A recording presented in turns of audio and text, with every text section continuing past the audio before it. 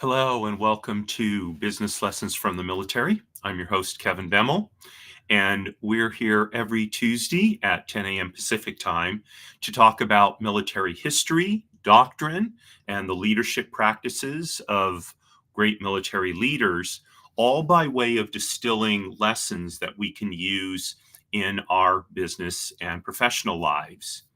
So on Saturday, it will be the 243rd anniversary of the Battle of Yorktown, also known as the Siege of Yorktown. Now, this was the final battle in the American War for Independence. And having prevailed, the Americans became a separate country from Great Britain, which was eventually recognized under the Treaty of Paris in 1783, roughly 2 years later. And you said, why so long? Well, it took time to, work out all the details of the treaty. So I'm going to talk about this battle and distill from it, as I said, lessons that we can use in our businesses. So the Battle of Yorktown began on September 28th, 1781, and it ended on October 19th, 1781. So it was 3 weeks long. Now, that is a long time for a battle during the American Revolution.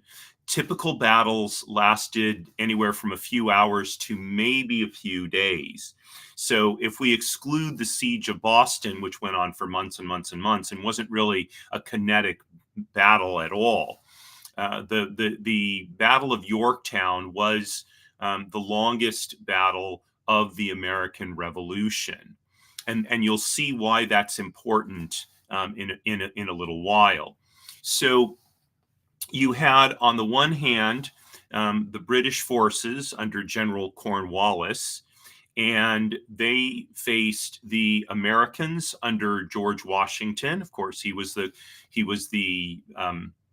commander in chief, basically, of the American forces, and General Rochambeau, who was the French commander of the French troops that were there.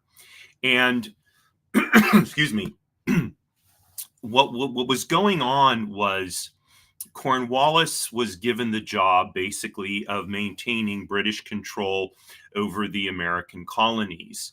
And he had been conducting a number of actions in the southern colonies that basically didn't go his way. And so after this series of setbacks, he decided to retreat to Yorktown, Virginia, and he was going to then rest and refit. And he thought, well, look, the British Navy will come in, they'll bring in new supplies, they'll bring in replacement troops, and then I can go back on the attack. Now, the American forces realized that they had an opportunity to strike Cornwallis at Yorktown. And so George Washington, who was, again, the commander of the Continental Army, and Rochambeau, they created a plan where they would basically trap Cornwallis and his troops at Yorktown. Meanwhile, the French fleet, I should say, under Admiral de Grasse, would sail from the Caribbean and essentially blockade Chesapeake Bay and prevent the British Navy from resupplying Cornwallis's forces, right? So now, by the way, keep in mind that this is 1781. It's not as if someone, picked up a radio or a telephone, right, and called Admiral de Grasse in the Caribbean and said, "Hey, de Grasse, get your ships over here to Virginia," right? The only form of communication was essentially personal messenger, right? So, and since sending a message to Grasse required not just overland route, but then getting on a boat, getting to, wherever Graf's ships were in the Caribbean, right? Communication, we think of communication today as being almost spontaneous. I mean, there was no telephone, no telegraph, nothing like that at that time. So just the ability to coordinate this was quite amazing. So the siege began on September 28th of 1781. And Washington and Rochambeau moved their combined army of 17,000 men and essentially cut off Cornwallis and his army of about 8,000 men at Yorktown. And they essentially surrounded them. Now, the British had fortifications. Okay, so the American and French forces couldn't just attack them and overrun them.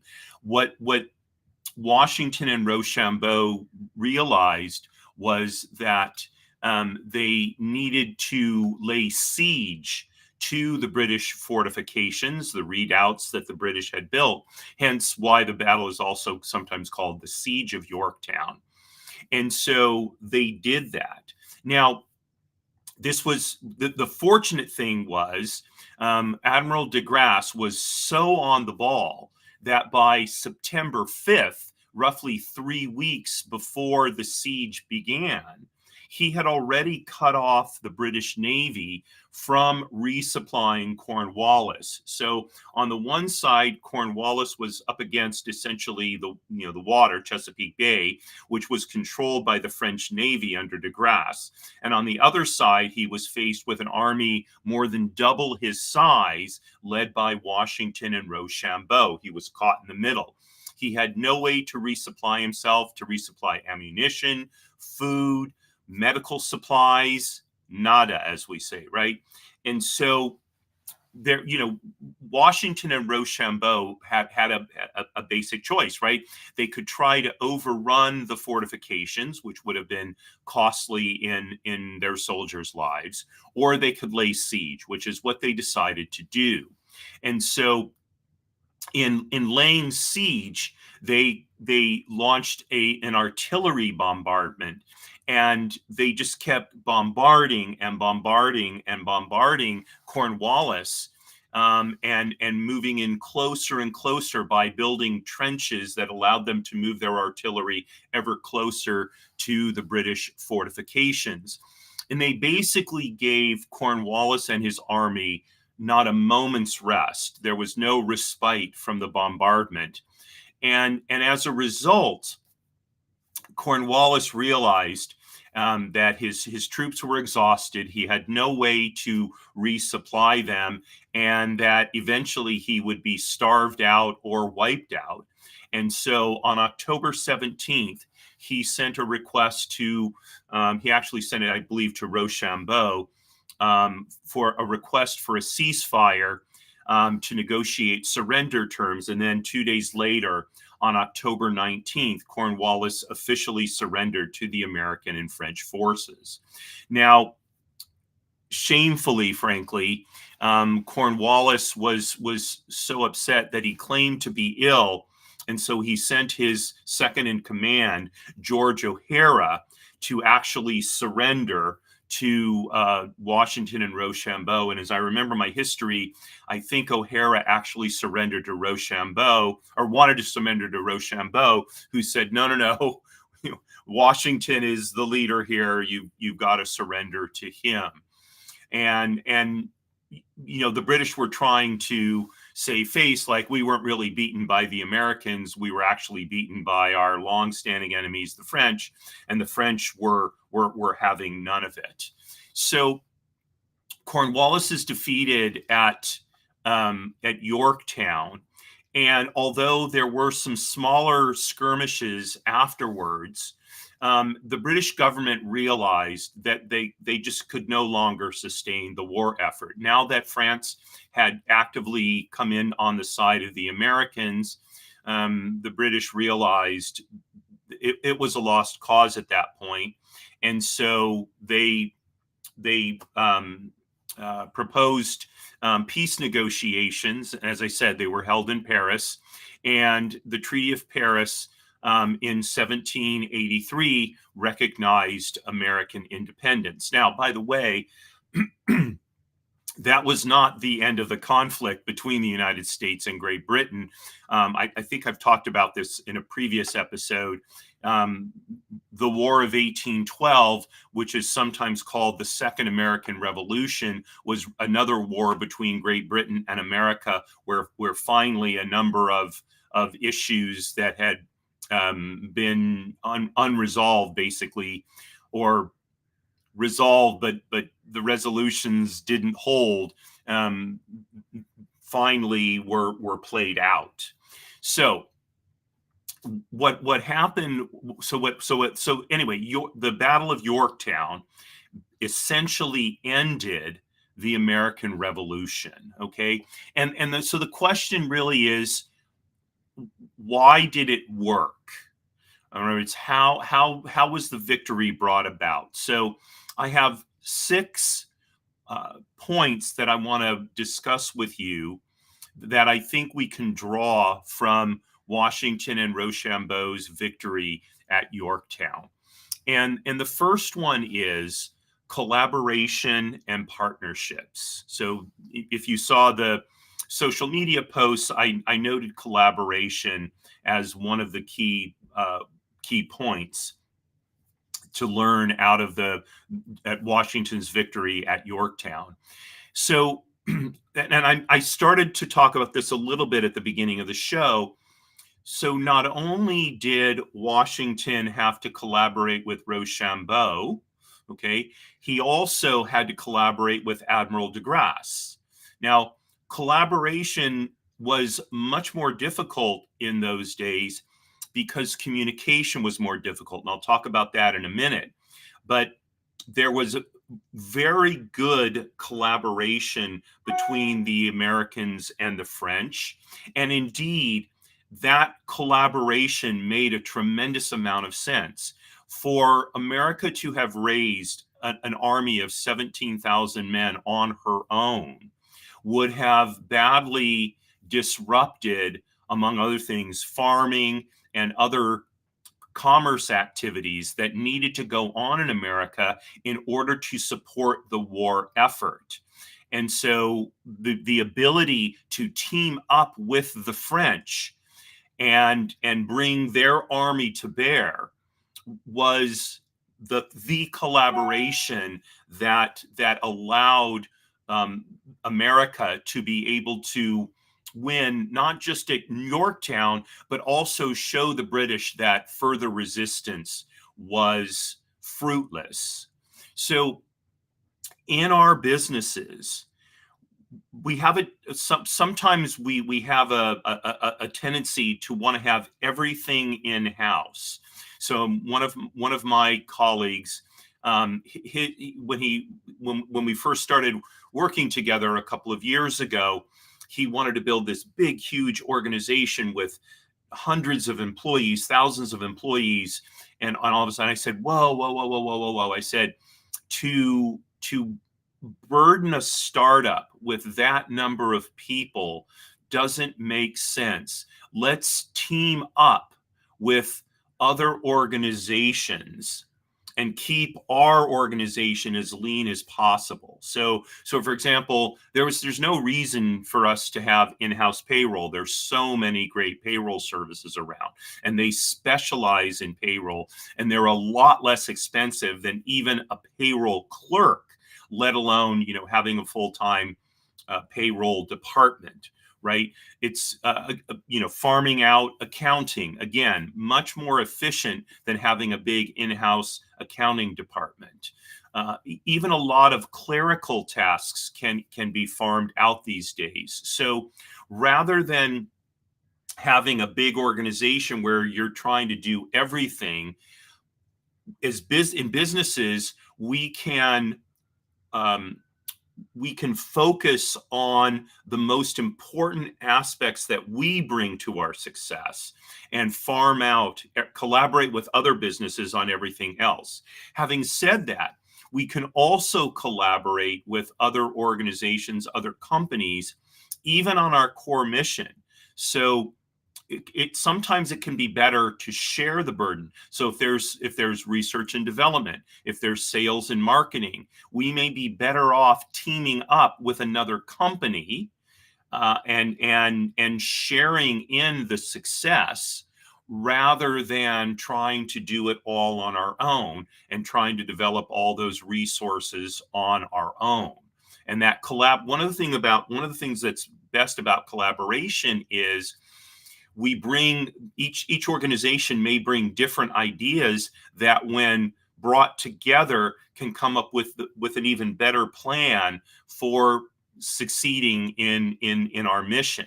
So excuse me, when you think about building your business, especially these days, think first and foremost about collaborations and partnerships. And you can see how effective that was for Washington and Rochambeau. It can be equally, if not more effective in our businesses and professional practices today. So that's takeaway number one. Takeaway number two is communication and coordination. So in order for a collaboration and a partnership to work, there needs to exist as seamless as possible communication and coordination as we can muster. Now, I was talking with a friend of mine about this yesterday evening. This is here's the crux of the challenge here. Now think about George Washington and Rochambeau.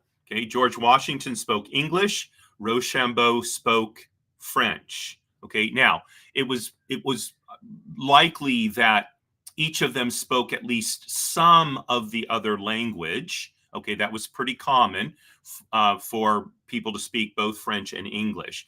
But more likely they had interpreters who were interpreting between them. Certainly, excuse me, the average American and French soldier probably did not speak the other language, right? So this was another hurdle to communication and coordination. And so there had to be a system to make sure that, excuse me, the French, that French and English, right? The language gap didn't cause problems, okay? And then as I mentioned before, there was just the difficulty of communication at a time when there was no telephones, telegraphs, etc., right? Wasn't even, I mean, you had messengers on horses and messengers in boats. That was pretty much it. And you could write messages down, right? So the fact that George Washington and General Rochambeau were able to be so effective in coordinating their siege at Yorktown shows that there was a lot of attention paid to making sure that the lines of communication were kept clear. So likewise in our businesses, we need to do the same thing. Now, here in the United States, pretty much we all speak English, okay? So we don't have that hurdle. However, what I've noticed is different people use words meaning different things. And that's a real challenge in a business. So I'm trying to remember the example from last night, but a friend of mine was talking about how how where he works, gosh, where he works, they're having a lot of trouble working out how things are going to happen between the company and one particular client. And as he's describing the situation to me, he paused at one point, and I said, well, the basic problem is even though your company and the client are using the same words, they clearly mean two different things. And that gets to the root of it. Just we tend to talk in buzzwords these days and catchphrases. They're meaningless unless we know for sure that that they're being understood the same way we mean them, right? And so clear communication, clear coordination comes first of all from sharing a vocabulary.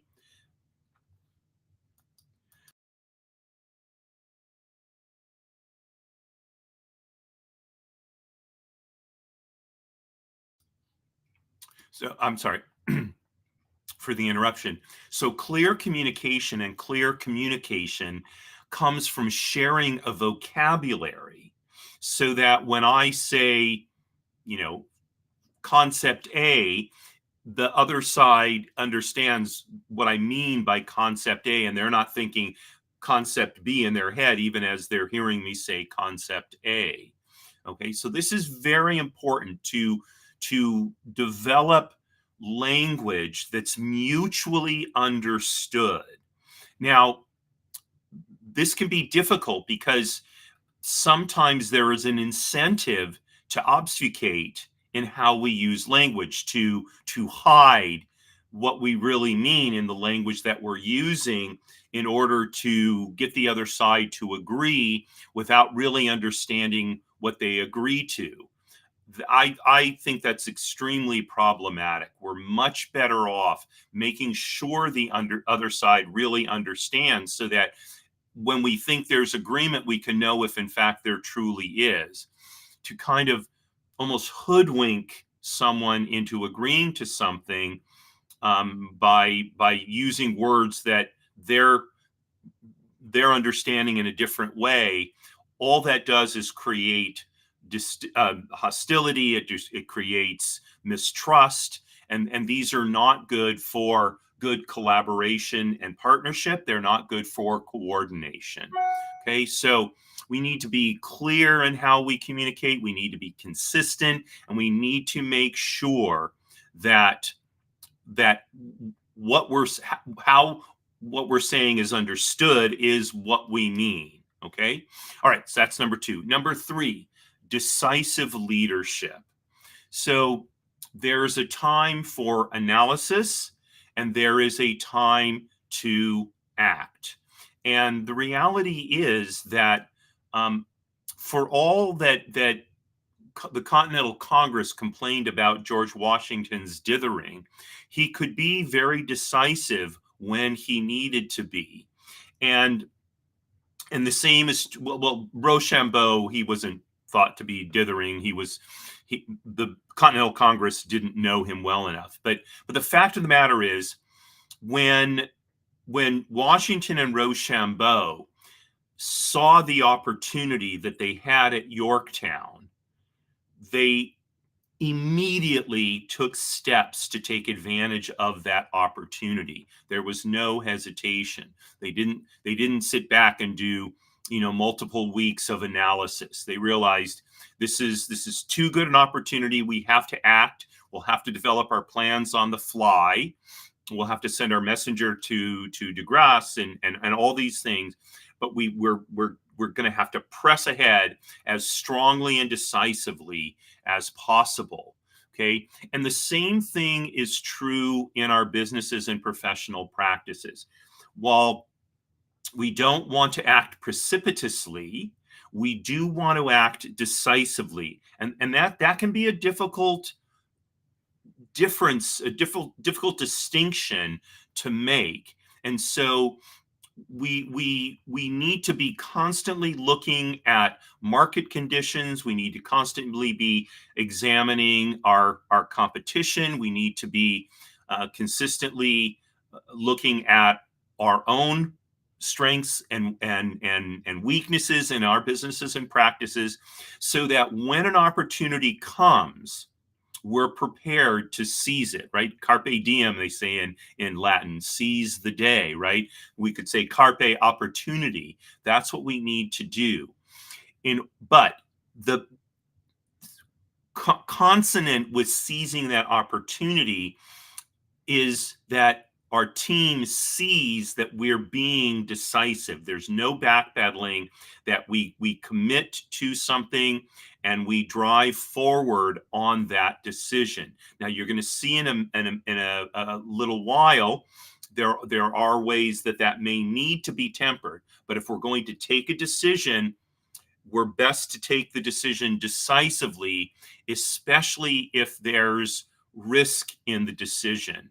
Okay, because the sense of risk in a situation tends to already cause people to not advance as assertively as they might. So a decisive decision, decisive leadership will give them the confidence to drive forward and do their best to make a success of whatever the plan is. Okay, so decisive leadership, that's number 3. Number 4, resource allocation and efficiency. So the fact of the matter is, because the siege of Yorktown was not some long planned operation, okay, the French and the Americans, they didn't have unlimited resources available to them. So what they had to do was figure out, how do we use the resources we have most effectively, right? And so when I talked about the bombardment of the British and the consistency of it, notice that I also mentioned that they trenched ever closer to the British in order to make the bombardment more effective. Now, that was a calculated risk, right? Because the closer they got to the British, the more likely it was that the British could do something to potentially counterattack or to launch some kind of counteroffensive that could have stalled them, right? But the fact of the matter is, it's more effective to bomb fortifications from closer up than from farther away, because you can batter them down more effectively. So if you don't have an unlimited supply of artillery, which in fact Washington and Rochambeau did not, they had to figure out a way to use what they had as effectively as possible. And so the efficient use of their resources was critical. Okay, and notwithstanding that they had the French fleet offshore blockading the British fleet from getting in, the fact of the matter was, they couldn't say to the French fleet, go get some more stuff for us and bring it back, right? Because if the French fleet had left, or if it had diminished, then the British fleet might have overtaken the French fleet, or if the French fleet left altogether, the British fleet, right, would have had an open opportunity to resupply Cornwallis and his army, right? So as much as Washington and Rochambeau and de Grasse had Cornwallis surrounded, essentially, that doesn't mean that they could just sort of sit back and go, okay, we're good, we can just take forever to starve them out. That was not the case, right? Because the Americans, while they were able to get some resupply, they had a 17,000 man army that takes a tremendous amount of food, and the civilian population still needed to eat, right? So it couldn't go on forever. So Washington and Rochambeau had to be very good husbanders, as we say, of the resources they had. So likewise, in our businesses, so we need to have a very clear picture of what our resources are, how extensive they are, the quality of those resources, and then we need to be both strategic, operational, and tactical about how we use those resources. So strategic means we need to have an overall idea of how we're going to use those resources. Okay, so that's part of our plan. There should be as part of our overall strategy, there should be a sense of here's what our resources are, here are their qualities, here's where they will be used. Okay, then as we move down into the actual day-to-day effectuation of that plan, we need to constantly be looking at our resources and saying, where, if we were to shift our resources, where could we be more effective? So let's take a situation.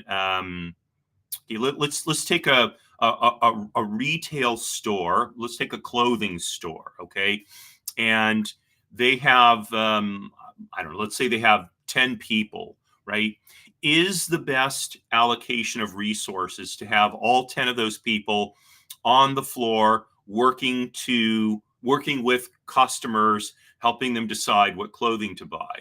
Or would it be a better allocation of resources to have one of those 10 on social media, working that channel of communication and marketing to bring customers into the store, and let the other 9 work with the customers? Or maybe there should be 2 marketing people and 8 salespeople. What is the best allocation of resources in terms of personnel?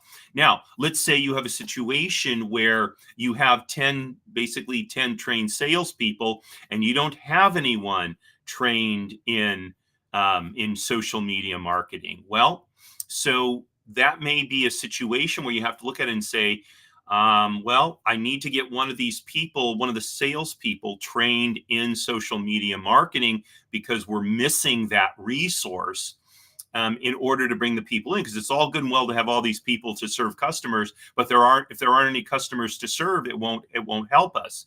So in this case, you may have a misallocation of resources because they're all focused on one activity and there's no one to focus on the other. So it may be that you have to do a changeover in some of your team members, or do some training of your team members, or retraining of your team members, right?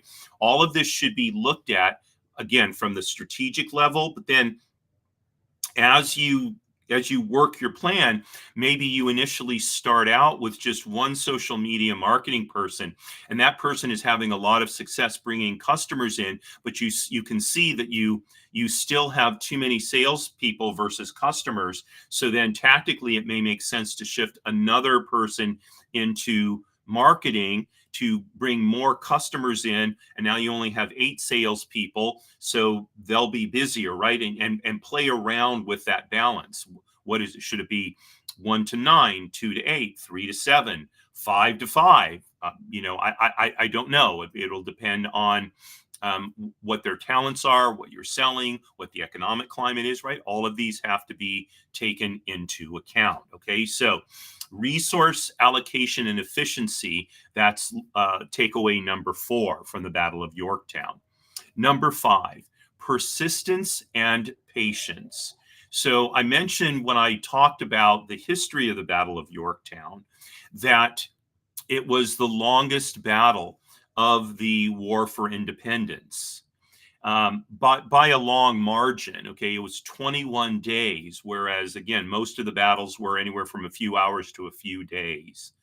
Now, Washington and Rochambeau exercised a tremendous amount of patience, and in doing so, they wore Cornwallis and his army down to the point where they finally saw that they had to surrender.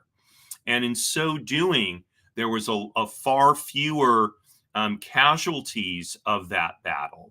Okay, so on the one hand, the patience was very important in minimizing casualties.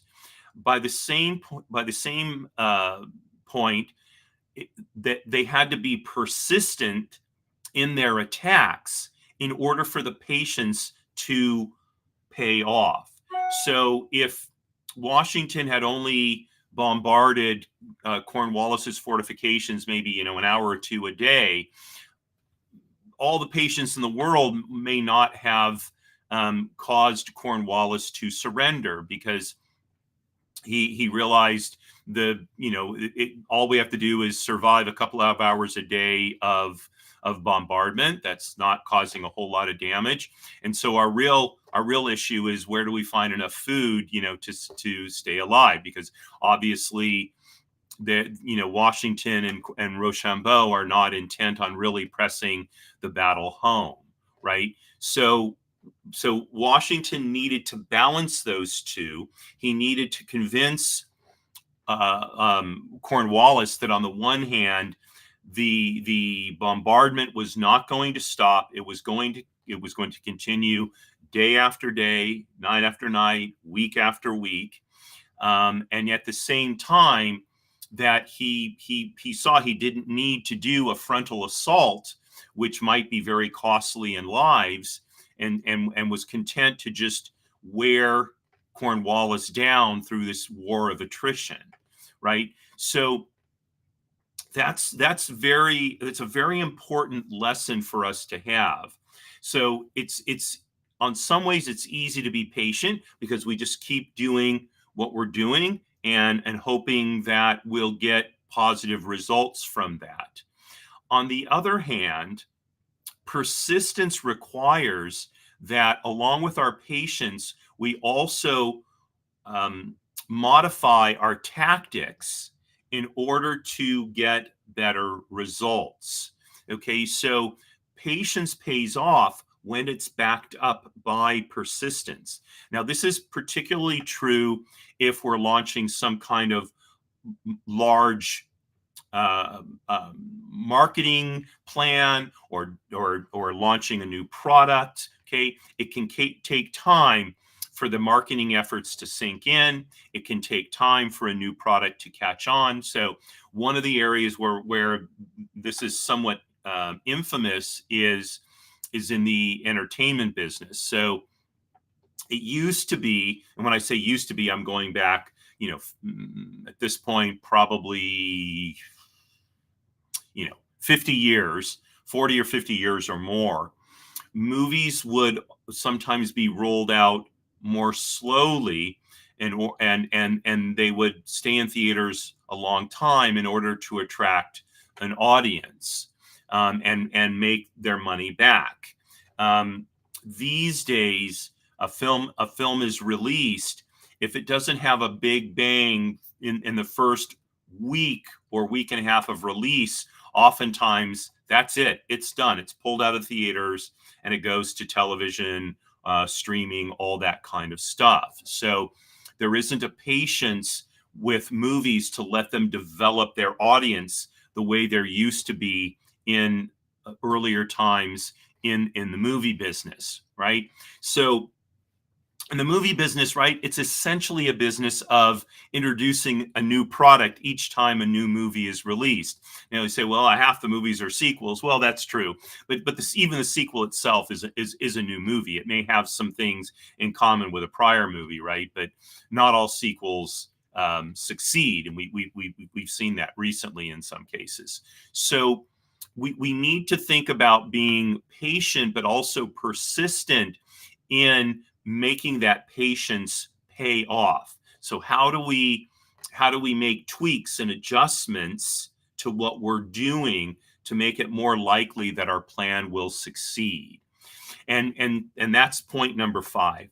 Point number 6 then will sound like the antithesis of number 3, decisive leadership, and it is adaptability and flexibility.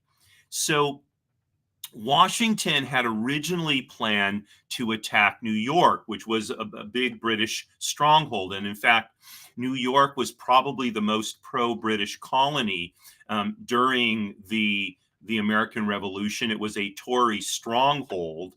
And Washington basically got pushed out of New York as a result. But when Washington saw the opportunity presented at Yorktown, he quickly shifted his focus and he moved down to Virginia and enacted the siege of Cornwallis's army. And in doing so, won this decisive victory that, in fact, won the war for independence and established the United States as a separate country. So the fact that one is decisive and patient doesn't mean that one should not be flexible. Now, flexibility doesn't necessarily mean completely changing what we're doing, right? It can mean changing parts of what we're doing in order to be more effective, in order to more effectively enact our strategy or bring our strategy to fulfillment.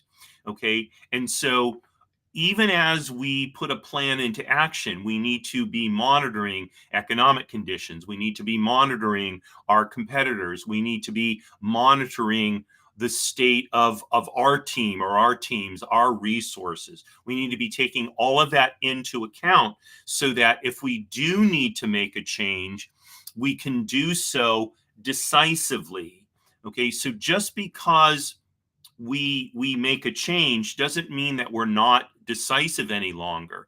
It's perfectly fine to be looking at a particular line of attack, whether it's in a battle or whether it's in a business or professional endeavor, and come to the conclusion after an appropriate period of time saying, we're not getting the results here we want. Why are we not getting the results? And having concluded that there's a sound reason why, to shift what we're doing in order to make better use of our resources. So adaptability and flexibility is the sixth and final takeaway from the Battle of Yorktown. Now, you will notice again that some of these seem to be in tension with each other. So on the one hand, patience and persistence seems to be somewhat in opposition to adaptability and flexibility, right? So where is that inflection point where we are no longer patient with what we're doing and we decide to change it, right? And that is where sound leadership, decisive leadership comes in. We're not always going to know precisely when to make changes. We're going to have to make judgment calls. That is the so-called burden of leadership, right?